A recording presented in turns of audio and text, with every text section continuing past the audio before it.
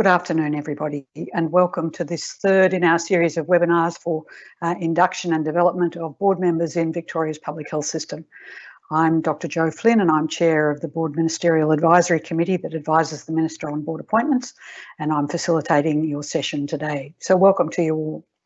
As I open the session, I'd like to acknowledge the traditional custodians of the lands on which all of us are presently sitting or standing, and the land where I am is the Wurundjeri people of the Kulin Nation, and pay respects to their elders, past, present and emerging.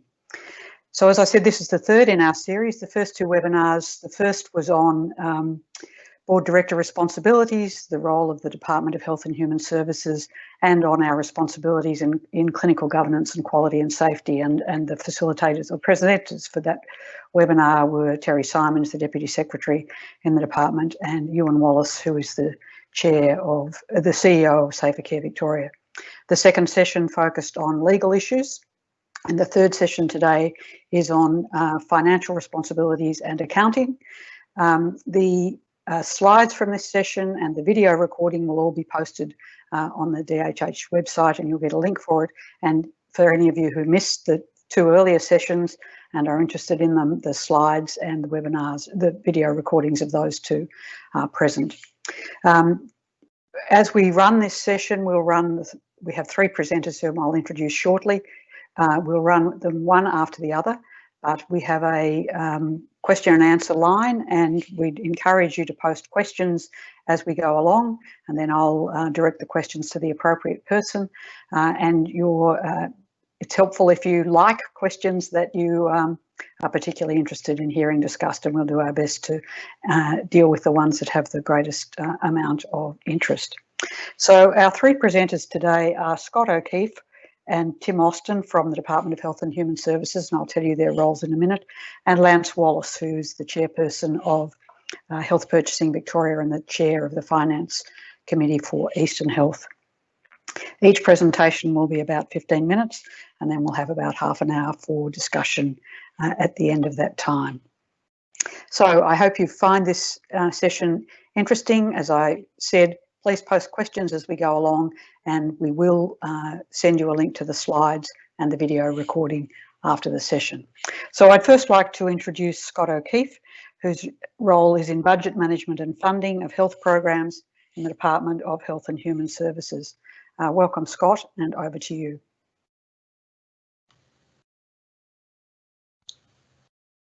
Thank you, Jo.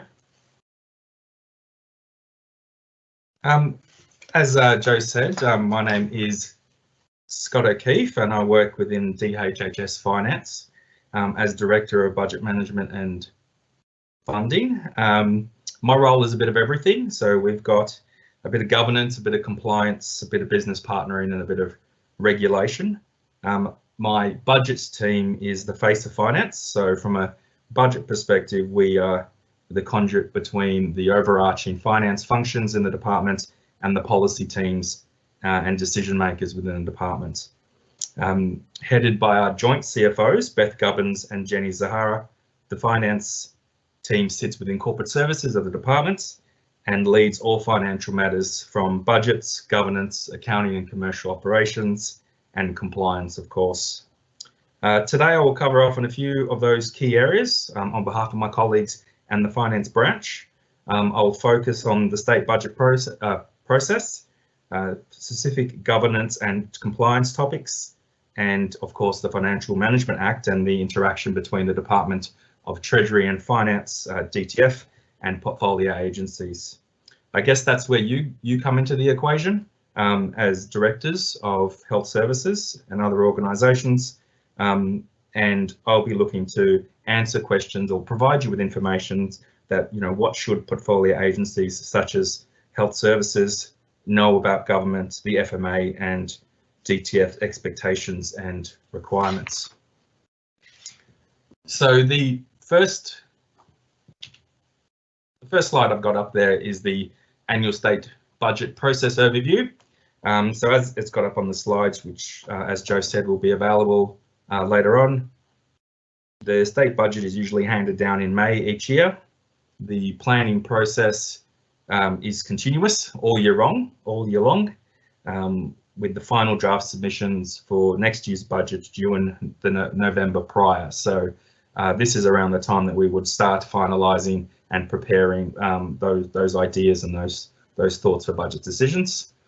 As an extension to that, once those budget decisions come through or handed down by Parliament, by the Treasurer and Parliaments, then work starts to develop and model budgets to health agencies, which is usually done about June. Health service budgets are usually developed and modelled with the Health and Wellbeing Division, and we'll hear later on from Tim Austin, who's one of the key players in the Health and Wellbeing Division that model budgets for health services and establish the parameters of what those budgets are for the financial year. Those model budgets, as I've said, so they need to be approved by the Minister of Health, who's the coordinating minister for the department, and all of the health-related outputs, and published in the policy and funding guidelines. So the policy and funding guidelines, I guess, from a budget perspective and from a health service perspective, is the Bible where we go for all of the numbers as well as the policies and price decisions that are there.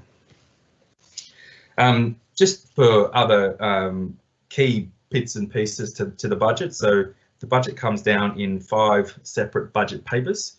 Budget paper 1 is the Treasurer's speech. Budget paper 2 is strategy and outlook. Budget paper 3, which from a DHHS perspective and from a finance perspective is our budgeting Bible. It's service delivery. That includes all of the outputs as well as the performance measures that need to be delivered. Budget paper 4, which is the state capital program. So what buildings and things that we're going to, is government going to invest in? And of course, budget paper 5 is the finances, all of the accounting piece for government. So that's included in there as well. So financial governance. So on screen at the moment is I guess a financial framework hierarchy that's included in online in the directors' packs and toolkits.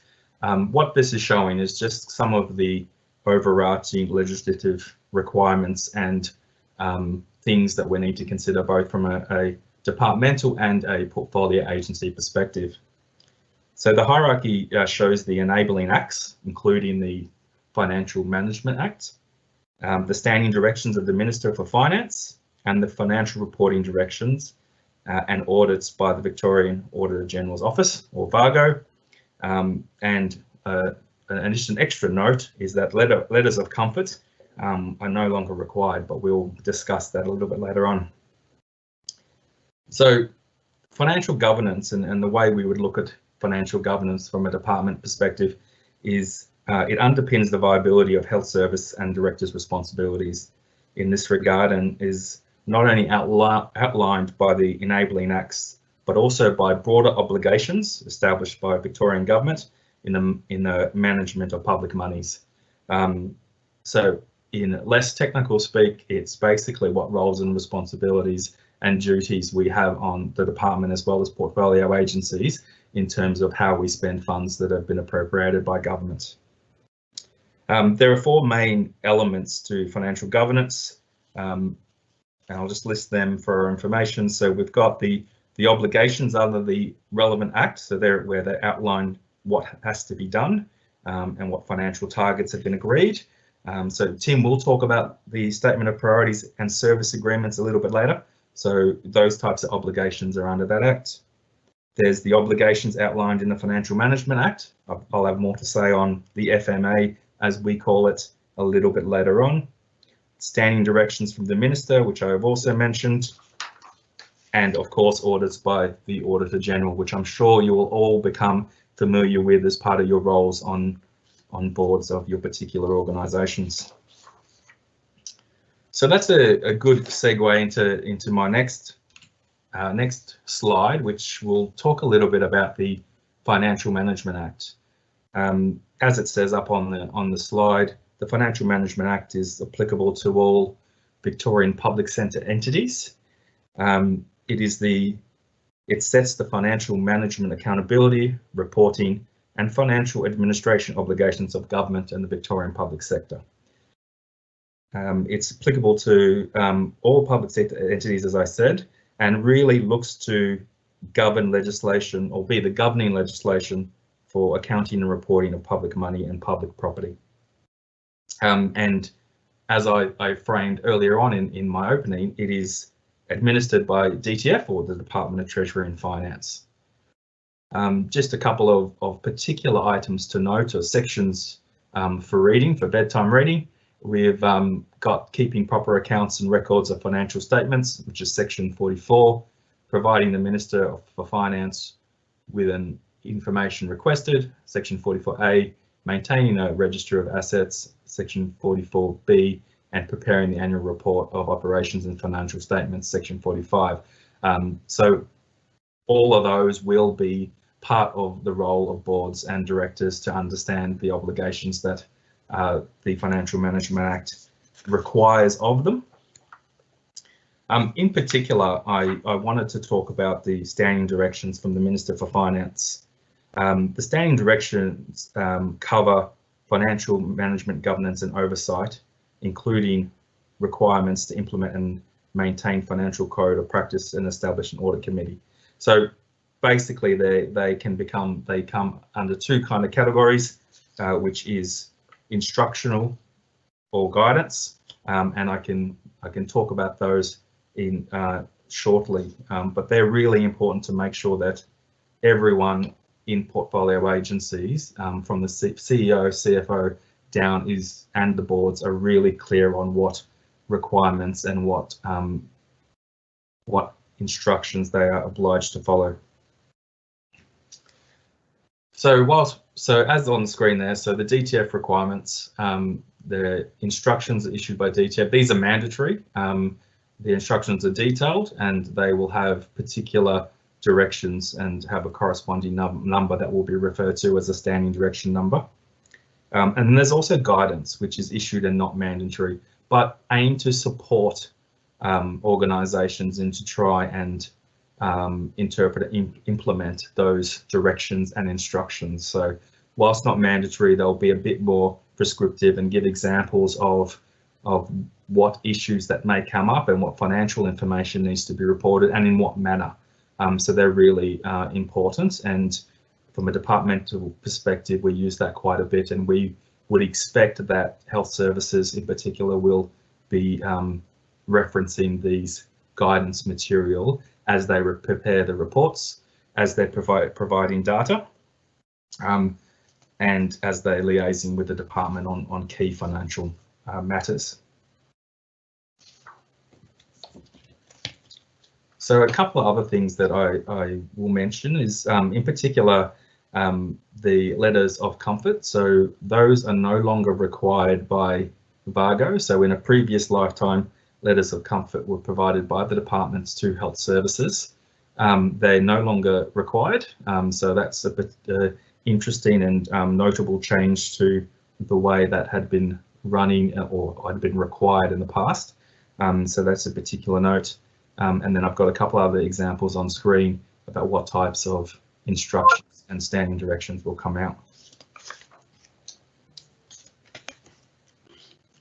Just on my last slide, which I've got up there, and this link and the page, the snapshot of the page that I've got up on screen is just the Department of Treasury and Finance's resource management framework screen. And there's lots of information on this, and a lot of it's included in the Director's Toolkit that will be available, but this in particular is a good one to understand those requirements and to understand the resource management framework and the roles and responsibilities that underpin that from a departmental and a health service perspective. So, you know, and the important thing to note, and we will link this through this program, is that there's new standing directions from July 1, 2020. So this website has the most updated information and really does assist departments and portfolio agencies in understanding the legislative and policy framework for government and public sector planning and budgeting. And again, looks to add another layer of accountability to what we do and what information we need to feed back to government. in particular. That was probably my last slide. I just want to jump back to my slide about budget. The one thing I didn't mention was that whilst the budget is handed down in May each year, this year is the exception to the rule, which I'm sure everyone is acutely aware of why this year is an exception to the rule. The budget's yet to be handed down, and we're hoping it will be in mid-November. Obviously, Commonwealth budget was last night, so we usually follow the Commonwealth budget. So mid-November, and then we'll pretty much get straight into budget development for 21-22. So I just wanted to point out that clarification. But that's a busy time and lots going on with the onset of COVID and changes to government in that regard as well. So everything's been pushed out slightly. But that's a really high level, I guess, view on the financial side of things. I think Tim will be able to talk to some of the detail on how that impacts budgets and health service funding. So on that note, I will end there and hand back to Joe to introduce Tim.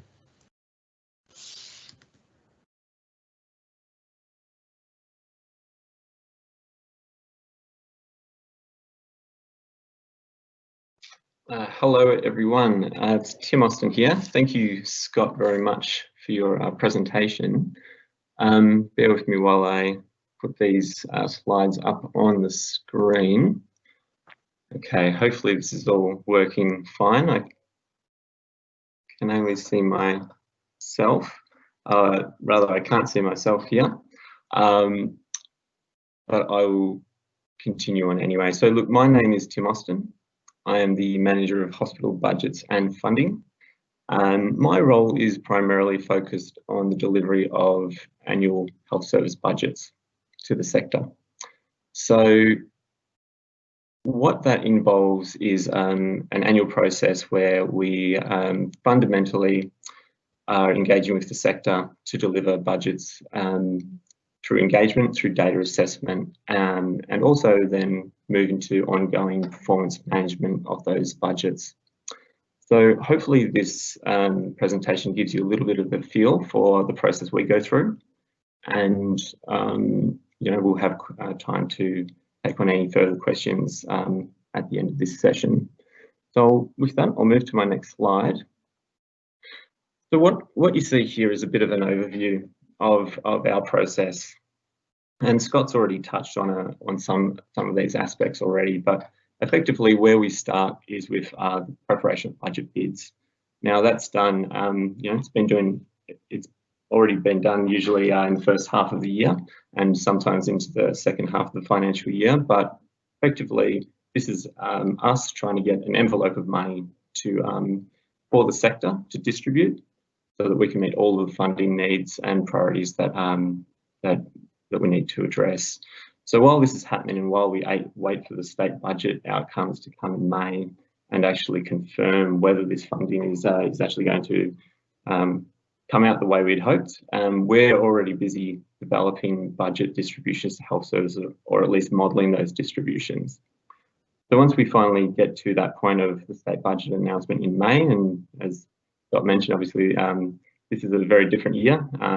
This year in particular, it's going to be November, it looks like, but in a normal year, it would be May. And once we get that confirmation of budget outcomes, we can then go back to our modelling work and refine it and actually produce a final model budget and also a policy and funding guideline that gets released in late June. I'll come to some of these in the next slides. So from the development of a model budget for each health service and the policy and funding guidelines, we then start to move into the development of the statement of priorities. Okay, so the statement of priorities is a really critical point, because this is where each health service is effectively agreeing to a set of strategic priorities, agreeing to a set of specific KPI targets, and also we are all re-establishing whether or not we are providing you with the sufficient funding to achieve those sort of service delivery goals. Once we establish the statement of priorities, that really sets the basis for your ongoing financial and performance management for the remainder of the year. So it's a really critical thing to understand. So I'll move on to the next slides. So as I mentioned, following state budget announcements, we have a model budget and policy and funding guidelines that we release. Now, with that, it's worth mentioning these things really have to be reviewed hand in hand. So while we're developing the model budget, we're also developing the policy and funding guideline. And I'll join those two things up in a moment. So following the release of the budgets, we give to your CEO and CFO a detailed budget called the model budget. Now, this is a really a grant by grant sort of analysis. You probably won't see these so much yourself as directors, but you'll get informed about the implications of these things from your CFO and CEOs. But it covers things like indexation, EBA changes, the commission and funding to commission new services, and for demand growth. Now, it's worth mentioning that capital is managed separately. So what we focus on is operational funding. So it's just a really key point. One other thing I always like to talk about this is in the development of these model budgets, it's a quantitative and a qualitative approach. Now, as you can probably guess, by quantitative, we're talking about the use of data to inform the kind of decisions around who we're giving growth money to, you know, where are the stress points in the sector. But qualitative inputs, it's really important for you to note that this really represents the engagement with the sector in the development of these budgets. So it's not just a numbers game where we say, well, the data says this, therefore the funding we're going to distribute is as such. It's actually more than that. It's a kind of triangulation of data, but real input from health services. And I think that's just important to note. And so these model budgets, they're not actually public documents, but they do get published in a summarised format in the policy and funding guidelines. But just on the policy and funding guidelines now, what this does is provides overarching policies that govern the funding for the hospital programs. It gives technical information about funding models, such as, you know, acute admitted data, emergency services, how we fund those things, what are the underlying construction of those funding models. You know, it talks about the difference between block funding and activity funding. So these are important concepts to have in your mind. And again, it summarises the budgets and associated targets, which really then leads on to my next slide around the, which hopefully I can move on the statement of priorities. So with the policy and funding guidelines released and the model budgets released, we're now moving towards the statement of priorities. And what this is a document that really highlights the key strategic priorities and goals of health service and government. And it also establishes all of the performance indicators that you're going to be assessed against in delivery of service outcomes. The other thing it does, and this is where the policy and funding guideline budget comes in, is it builds on that and establishes the funding and specific funding targets that will support delivery of you know, patient outcomes and service delivery generally. So that is really important to note about this. Some other things just to note. So the outcomes of your performance against these key performance indicators are also tabled in Parliament through the annual reports. So we do sometimes have minor adjustments to budgets as a part of this process, or tweaks to the budget construction just to better reflect what's needed to support service delivery. And lastly, these documents are signed off by the Minister or a department representative and the board chair, and is released by 1 November. So that period between August and October is really a very busy time for the department and health service alike, trying to wrap up this particular document. So moving on to my next slide, which is about performance monitoring. So with the discussion on the statement of priorities, that's really established a baseline now that we've all agreed upon for your hospital to then be assessed ongoingly for the remainder of the year. So the focus really turns to performance management and monitoring and risks of not achieving those outcomes or desired outcomes. And so what the performance monitoring framework does is it effectively, it takes a big number of KPI, and you'll see the KPI that are in the performance monitoring framework are also in your statement of priorities. And what it does is it groups these KPIs up into a lot of different categories, and it's at that level that performance and risk assessments are done, and your health service is then receiving an overall score based on these things, or these large groupings. And so from that point, it really allows us to then generate reports, and one particular report we should be aware of is the monitor report.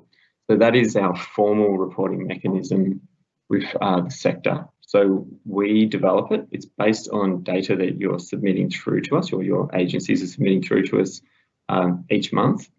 It's turned into this monitor report. It reflects the performance monitoring framework in your score as well.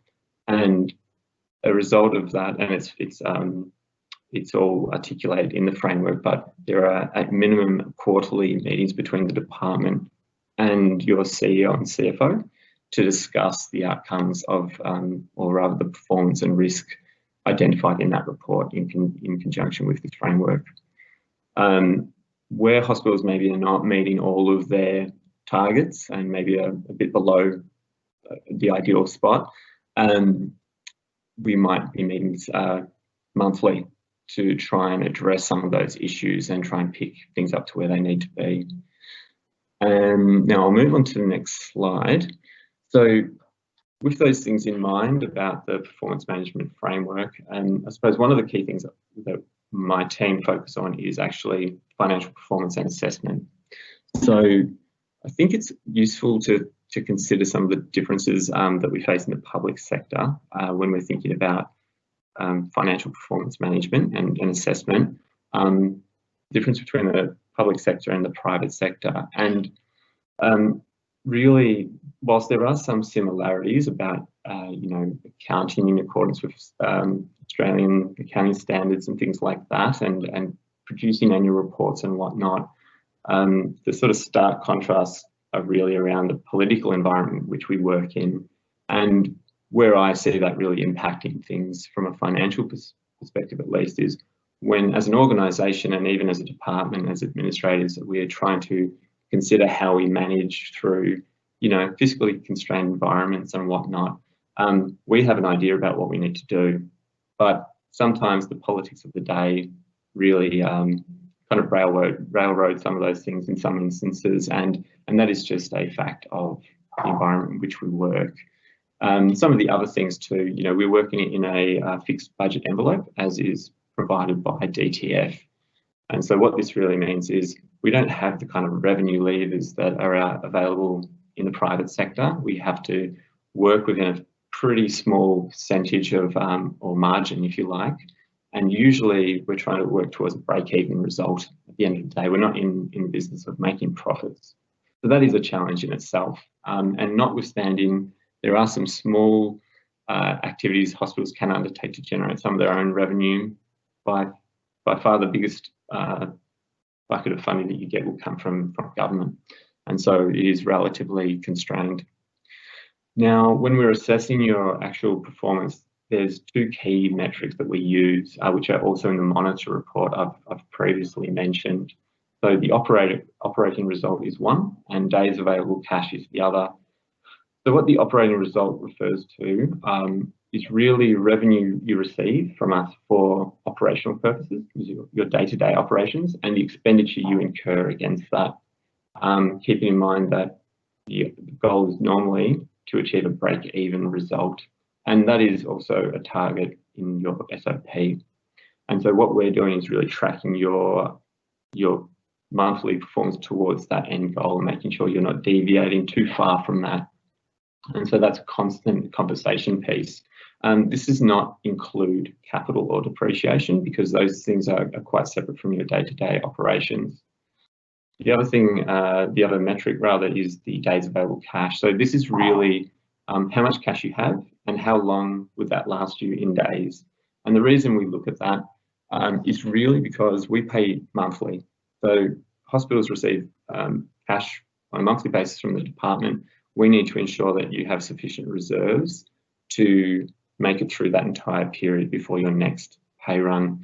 and that's really critical. So we're looking at both current month data, but we're also looking at forecast data. And again, going back to that performance management framework, I mentioned that there's these monthly or quarterly meetings that you have with the department.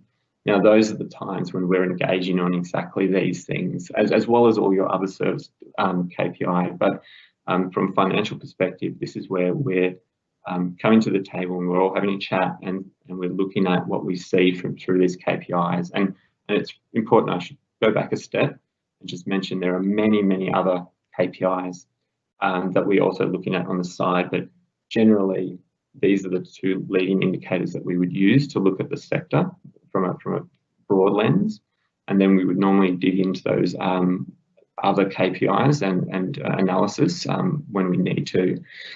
And the way, you know, when there are financial issues for any given health service, it's usually brought to our attention. So normally your CFO and CEO are the first ones who know there's an issue, and they would bring it to the table through these formal meetings I discussed, or they would jump on the phone, send an email, and we would start that engagement process.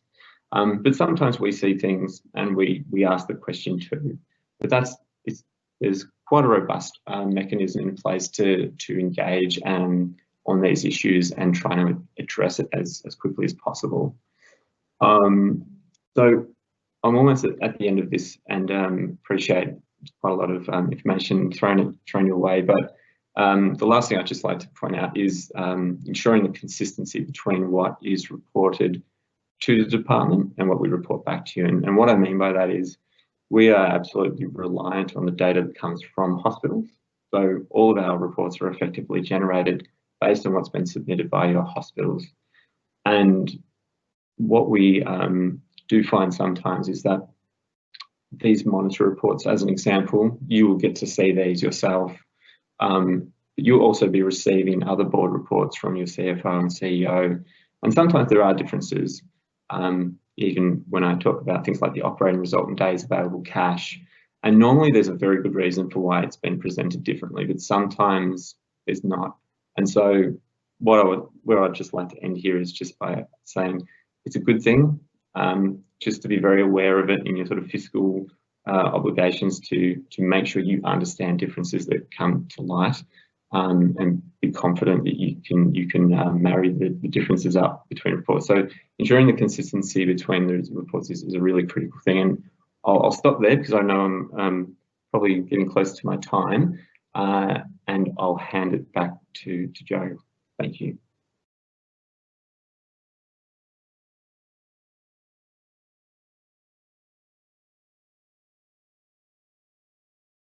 Thanks very much, Tim. So just a reminder to everyone that the slides will be circulated after the presentation, and there will be a video recording of the whole session available online. And to remind you that we have a Q&A section which people are already putting questions up on, which is great, and encourage you to have a look at those questions that are already there and to place a vote for the ones that are most important to you.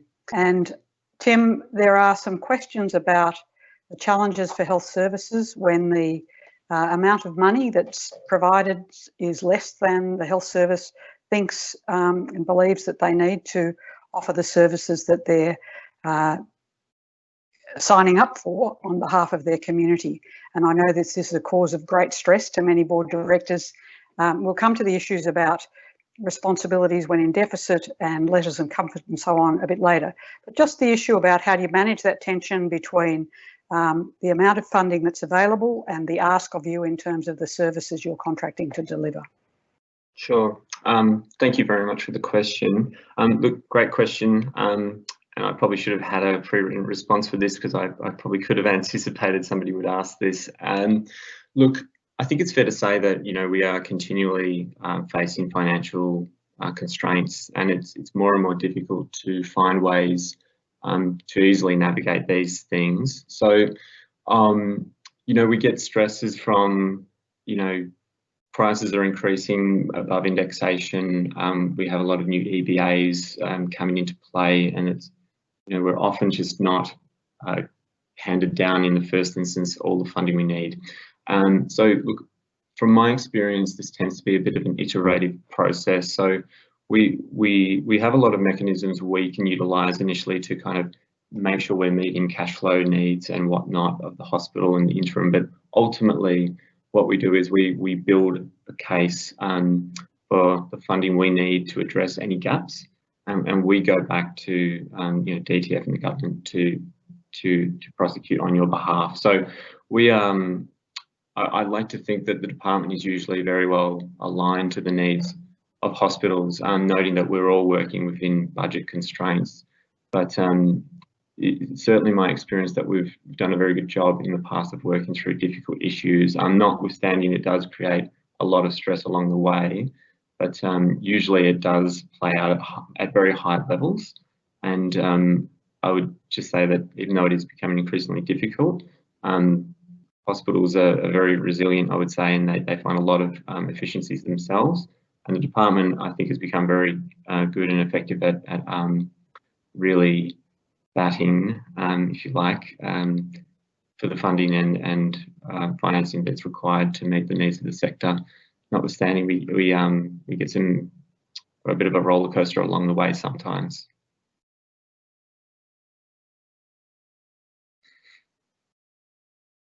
Thanks for that, Tim.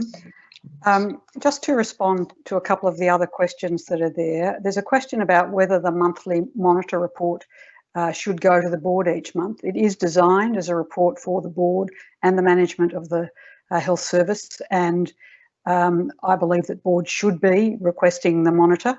It's quarterly though, not monthly. Tim, that's right, isn't it? There is a quarterly version and a monthly version. So it's actually issued every month, but what boards usually see is a quarterly version, and that is simply because some of the data constraints mean there is a slightly more wholesome or full report that's generated each quarter, and that's the one that's usually given to the board.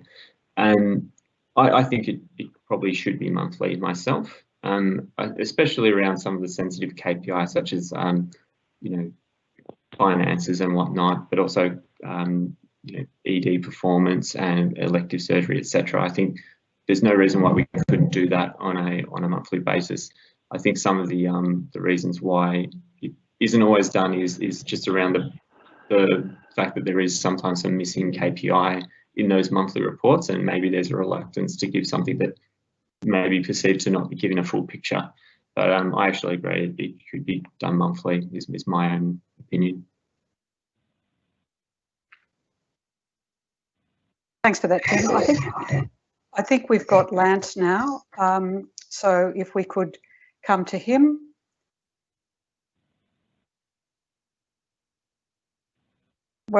Welcome, Lance. I'm sorry it's been a hassle. Hopefully you're here now. Right, thank you. My apologies, everybody, for some technical issues which we seem to have had. So I just move through to my first slide. And if we can move forward to the first slide. The first slide really just deals with the fact that just making directors aware that your responsibilities, you know, in health services fall under the Health Services Act and financial management legislation, not the Corporations Act. And the legislation indicates some fairly general requirements, you know, for directors exercising care with public funds, complying with legislation, and demonstrating due diligence. The second slide just indicates to directors that whilst many of the boards will have specialist committees to deal with some financial matters, finance and audit and risk, under the legislation, the board is accountable for financial stewardship, and even though the committees take a more detailed view of these issues, the board and the individual directors that make up that board remain accountable. The next slide really just deals with, I was asked to talk to what should boards focus on. And so for a good overview of board financial issues and where you should focus attention, I refer you to the DHHS Directors Toolkit. And that is quite a good resource. It deals with board governance issues, but in particular, it also deals with financial governance issues in Chapter 13. It highlights a range of things that directors should be seeing regular financial reports that are consistently prepared. They should be asking questions about any significant changes, in those financial reports or budgets and variances. Ask issues about risks, and they should have discussions about risk tolerances and mitigation actions that are taken to address financial risks. It's also important that boards are effectively engaged with both internal and external audit, reviewing findings of auditors and ensuring those are followed through. Moving through to my next slide. Over a very, very long period of time, almost 20 years in the department with responsibilities for financial matters, you see a lot of what can go right and what can go wrong with hospital finances. As a general rule, financial issues are pretty well controlled by boards and management, but despite that, history has shown that regularly financial crises occur.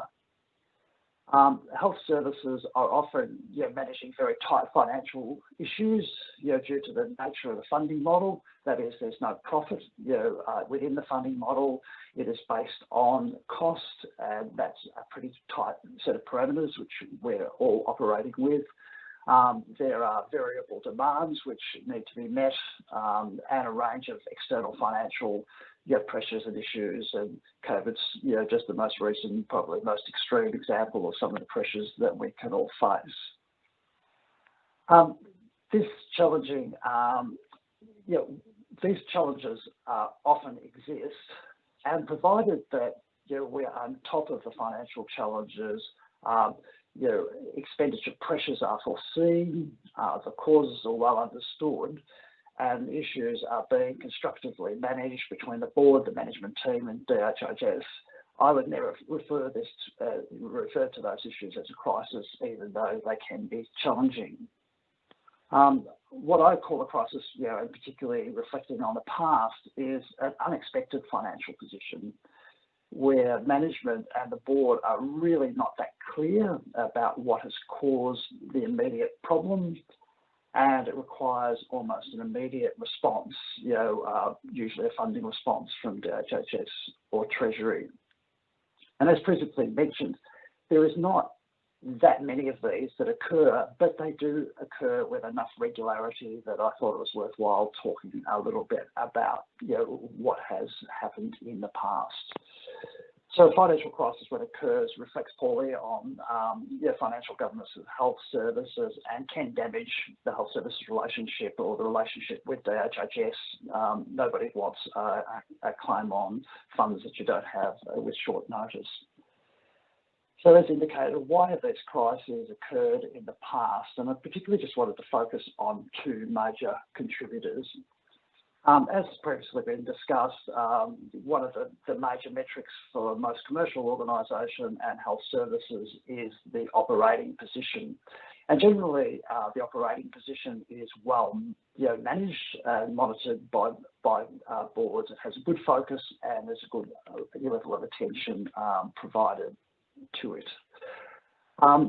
The issue with very close monitoring of the operating result, while this is absolutely necessary and required, you don't take the operating result into your next financial year.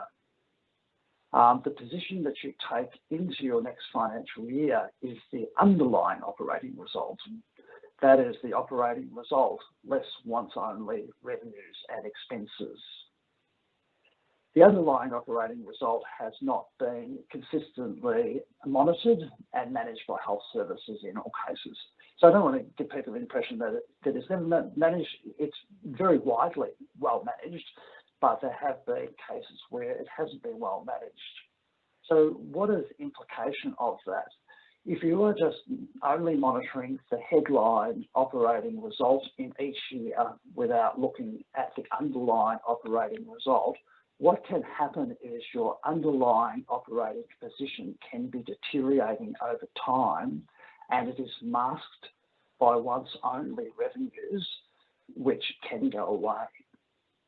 If those revenues stop in any particular year, then a large unexpected deficit can arise, which is difficult to explain. Next slide. In a similar way, the other key metric, which was discussed previously, is the health services cash position. And a similar issue can develop with cash. So again, the major focus on cash tends to be for liquidity, and liquidity is associated with enough cash to pay bills when they fall due. But there is a second and very important aspect of cash, which is free cash or uncommitted cash, which is the concept of what cash is available to be freely spent on initiatives that the health service want to be put in place. So liquidity is generally assessed through the total cash holdings, that is the total dollar amount or the days of cash that the health service holds, and it's generally, in my experience, been very well historically monitored and currently monitored. The total, the total cash position, which is monitored for liquidity purposes, is not really sufficient or appropriate to answer the question, do we have enough funds to enable a self-funded contribution to an ICT project or a capital project? And these are often issues which come up at boards. You actually need to calculate the free or uncommitted cash to actually be able to answer the question, whether you have funds available that you can make a self-funded contribution to these sorts of projects or other projects that you're trying to undertake. What has happened in the past is the health service have really been mainly monitoring the total cash and the liquidity aspects of cash, and they have got into a situation where the department has been undertaking a major ICT project or capital project, and they have been looking to fortuitously add some local funds to actually facilitate a better outcome for that project. And they've mainly looked at their total cash position without fully unpacking their uncommitted cash position. And that decision is then taken, the cash is committed, and it's not until some year, 1 year, 2 years, maybe 3 years later, that they are in a situation where cash in advances, which are quite often a feature of overall the cash position of health services, dry up. And suddenly when those cash in advance sources dry up and all that remains is their core cash requirements, they realise that they had previously overcommitted their free cash positions, and they're in a bit of a crisis situation in that they can't meet all their obligations that they have. So in summary, there are many dimensions to financial stewardship. Again, I encourage you to look at the Director's Handbook as a good general source of information on issues to look at, red flags to be mindful of. I also just encourage all of you to understand that you will be probably moving into a health service that has a fair few financial difficulties, particularly COVID-driven financial difficulties at the moment. And your financial position may be tight. Sometimes it might be precarious.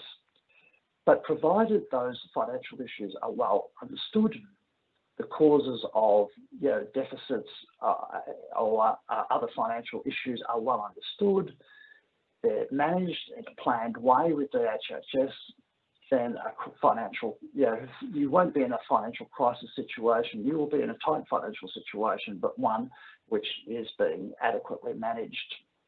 The take-home message, though, is that over a fairly long history that I've had with health services financial issues, sometimes health services have got into some financial difficulties, surprising, unexplained, emerging financial difficulties, and often those have been related to not paying enough attention to the underlying deficit position as opposed to the headline deficit or surplus position, and not paying enough attention to uncommitted cash.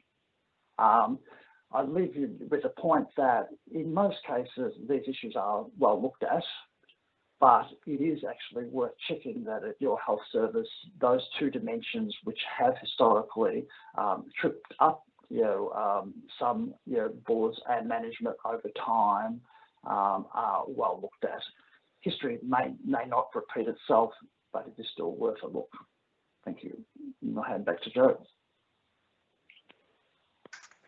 Thanks very much, Lance, and thank you for alerting us to issues in your experience where occasionally health services get themselves into trouble. I'd like to direct the first block of questions to you, so I just want to check that you can still hear me. Yep, I'm all good. Okay, great.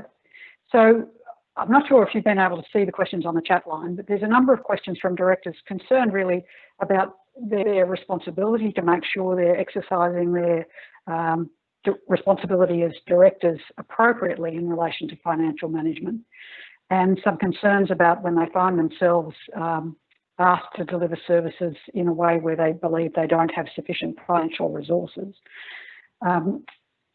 Some of the questions are about the Corporations Act, and in that context about trading while insolvent and why letters of comfort are no longer required. So I'd like you to comment on that. And then what do you think directors should do in a board where they are seriously worried and management comes back and says, we can't make ends?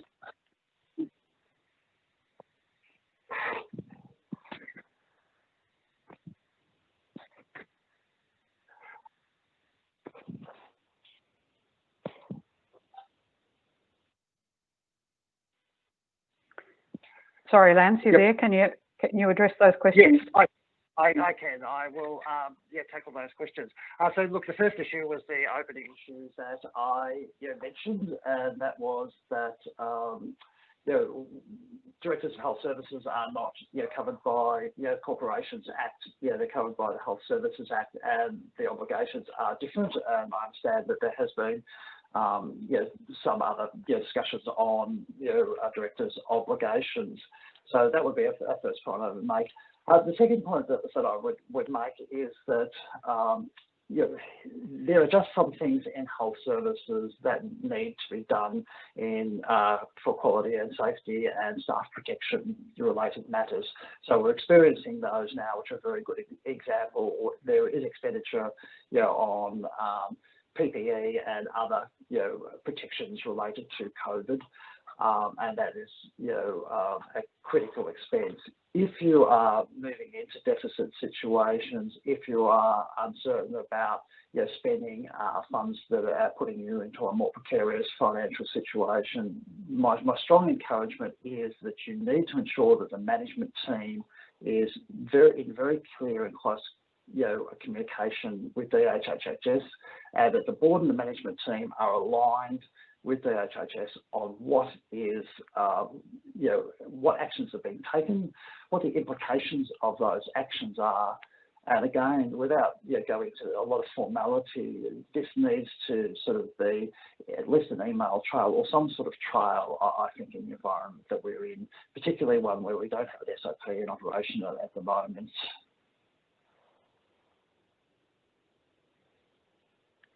Thanks very much, Lance. If I can now direct some questions to Tim. Tim, there are some questions about the timeline for publishment of SOPs this year and whether we're still expecting them to be up by November.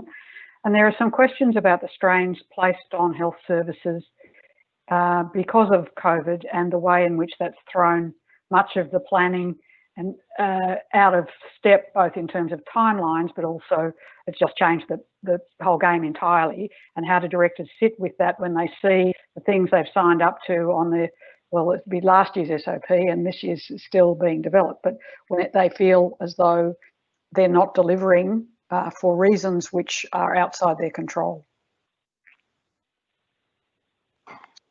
Yes, thank you very much for the question. So, look, on your first question around the SOP, there's still a little bit of, I suppose we're still waiting ourselves to understand exactly how that's going to work. But yes, I understand there will be an SOP that's required. The timing, though, given that the state budget's likely to come out in early November, there's quite a lot of work that then has to happen between the department and health services to make sure that we can review your KPIs, review your priorities, and see what can be met within that year, which partially goes to the next question. So I don't have the exact timing on that when that will happen, but it will not be early November. It will probably be more like December, I would guess, at this stage, just from a practical perspective of what we've got to go through to actually get to a finalised point.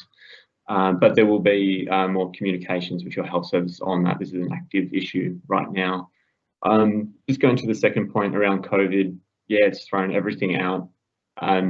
Elective surgery, especially, EDs, everything is down, and that's nobody's fault. We're in a completely unprecedented environment here, so there's nobody that expects hospitals can deliver exactly what they originally signed up to in 1920, let alone carrying that on into the current financial year at this stage.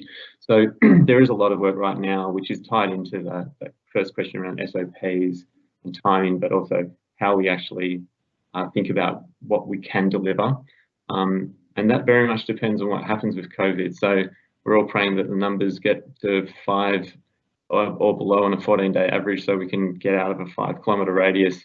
But we're also, that means some sort of return to business as normal, more broadly, but also for hospitals and, picking up elective surgery as well. So time will tell. I don't think anybody should be too hard on themselves other than to say we should just continue to do the best we can in the current situation. Thank you. Thanks for that, Tim. I think it's just worth making an observation that although we are concerned as directors about our responsibilities in relation to ensuring that we're financially sustainable and viable, that we're living within our means and we're delivering the services that we are contracted to deliver, and we've got the money there to pay the staff and pay their staff entitlements and do the other things we're committed to. And I'll come back to the issue about what happens when that's in jeopardy. But actually, if you look at where health services come into most discredit, more often, it's a quality and safety issue or a culture issue or behaviour issue than a financial issue. So I don't want you to feel worse about that, but I want you to keep the financial issues in context.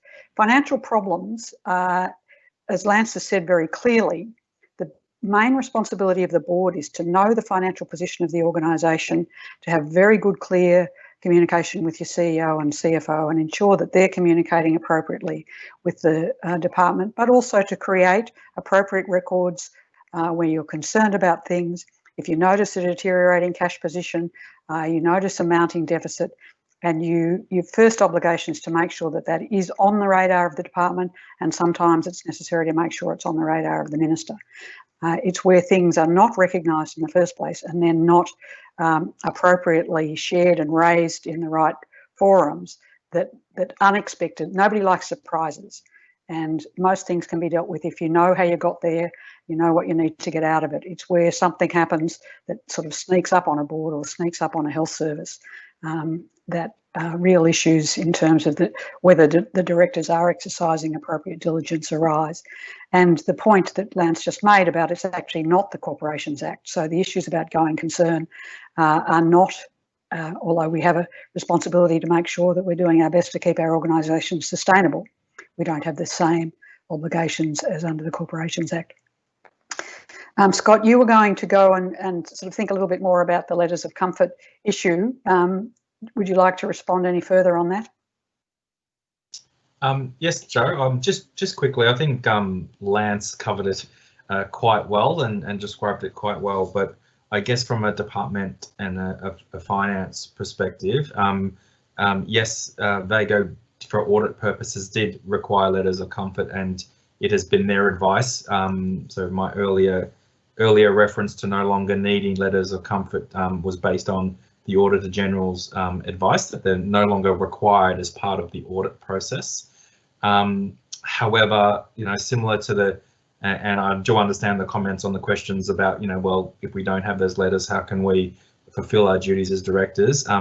And I would just like to reiterate what Lance said about talking to the department and making sure that any significant issues are raised, because we can not only work through with directors and boards and management for those issues, but if required, we can write, and we have done so. So not so much a letter of comfort, but just a letter that clarifies the obligations and confirms that the department is working with a particular health service to make sure that they can meet their current obligations and future obligations. So it's not a letter of comfort, but there are other things and other communications or other, I guess, assurances whilst working with the department that we can do to help with that issue. And obviously, the sooner both the program manager, Tim, and his colleagues and finance are aware of these issues, the better we can get on top of them. And I think over my observation in particular is over the past couple of years that I've been involved in this space, that communication and that flow of information is getting much better, and we are getting on top of the issues, and in particular the cash issues, in terms of payroll and being able to be a going concern. We've been getting on top of them much better. So that's about it, Joe. I just wanted to add my 2 bobs worth in, but and if there's any technical questions that I haven't answered that you want me to go away and get the technical response from our financial accounting team, I can do that, and we can include it in the director's toolkit later on if I haven't hit the nail on the head. Thanks, Scott. And while you're there, it's a constant question amongst board chairs when they meet and directors sometimes about how come the timelines work the way they do, particularly people who come from different sectors come in and can't comprehend that we can't finalise our budget for a financial year until September of the year that's already underway. And there's a bit of a request that, is there any way that could be any different? And indeed, is there any way that we could move to a sort of 3-year funding cycle instead of the annual cycle? Now, I realise that COVID's thrown a lot of that out of the water. And as Tim says, we're all praying that that changes. But let's just leave COVID out of it for a minute. But in a more stable environment, is there any possibility that a more kind of rational, planned and timely process could be worked towards? Thanks, Joe. Yeah, look, I'll start this one off, but I will hand over to Tim, who can add a little bit more of a context to the internal workings of those budgets from a health service perspective. But I guess from a departmental and government perspective, we are at the mercy of the budget cycle on a yearly basis, and we do have that process in May that determines the envelope, for want of a better term. So that from my perspective, I can say, Tim, this is what you've got to work with. These are the initiatives, the programs, the capital items that have been approved this year in this year's budget, and putting aside all the bells and whistles of announcements and the political framework. Those decisions take a little bit of time to flow through, and then to either recalibrate if we don't get everything that the department wants for or pitches for, to recalibrate them into allocations, or to rework the ongoing budget to make sure that we can provide as much as possible to health services. And that May to May cycle defines that from a from a governmental decision-making perspective. And then this is a good time to handball the rest of the question to Tim to talk about when he gets the budget amount, what does he do going forward? Sure. Thank you, Scott, and thanks again for the question. So, look, this is not the first time that the sort of thought about having a 3-year budget cycle has come up, and there's more than one way we can issue budgets. So when I think about the cycle, generally what we're issuing is growth. So there's a large underlying recurrent aspect of your budgets, which actually in most cases it's generally rolling over year on year. There is sometimes ambiguity within your budgets though, which is worth mentioning, because there are one-off bits of funding mixed in there and lapsing items that we have to take into consideration. So one way to maybe get earlier budgets out to you is to establish a base budget, which is really around your recurrent ongoing budget. It doesn't change that much. Maybe it gets indexed and inflated for some of the EBA outcomes. So there might be a way, if there was an appetite to do it, to get a kind of a base budget out and then address the idea of what other growth is needed, which I think realistically is going to follow a political cycle at the moment, which is, DGF make announcements or make decisions, and then a state budget comes out because government loves to announce things, and that's a fact. So, but there is no reason why we couldn't establish some sort of 3-year budget if the will was there. It is possible, definitely. Thank you very much for that, Tim and Scott. That brings us to the end of our session. There isn't any more time, but I just want to make a couple of comments to wrap up. Firstly, I apologise for not flagging the question from somebody about what was a letter of comfort. So it's essentially a letter from the department that says that the department will ensure that the health service has funds to meet their obligations as they fall due, and used to be part of the process when a health service felt itself heading into deficit. But as Victorian public entities under the oversight of the Victorian Auditor General Office, the essential view is that that is no longer necessary. In fact, health services can't go broke, they're public entities, but you can have some very difficult conversations if it's perceived that you've not been managing your finances appropriately.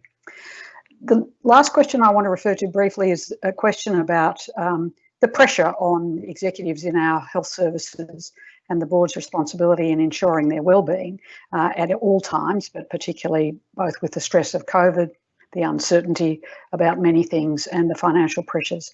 And I think that that's it's a really important thing for boards to be aware of.